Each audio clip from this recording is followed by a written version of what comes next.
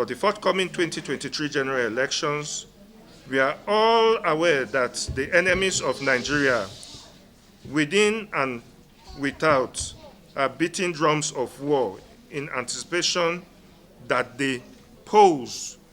will become the trigger for a meltdown and eventual disintegration of our great country, Nigeria. This is enough reason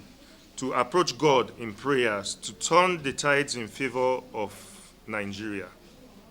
It is important to pray for the general elections to become a turning point that will usher the country into greatness. Anyone that concludes that prayer in the Holy Land are not needed to seek God's intervention for these pressing national matters is definitely against the interests of Nigeria and should be feared as an enemy. Only people that want these serious issues from getting the God touch will condemn the steps taken by the Executive Secretary of NCPC in galvanizing leaders to embark on special prayers for the country. It is on this note that the Center for Social Justice, Equity and Transparency, CESJET, commends the effort of Reverend Yakubu Pam for promoting peace in Nigeria through prayers, both locally and abroad, as we are aware that he has mobilized similar prayers domestically.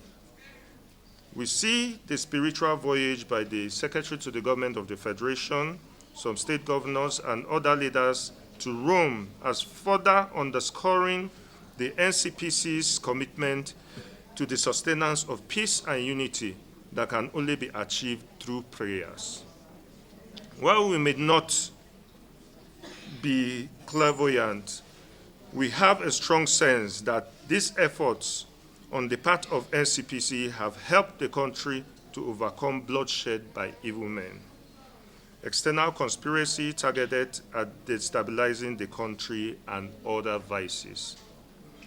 NCPC has equally enthroned the highest level of transparency in the face of dwindling revenue across the country, managing its meager allocation to carry out the much it has achieved. In this wise, we call on the presidency to accelerate funding for the agency so that it can onboard more well-meaningful faithfuls on its prayer train. CESJET is urging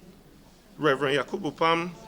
to lead the NCPC to do more in the area of peace building and national cohesion while remaining undeterred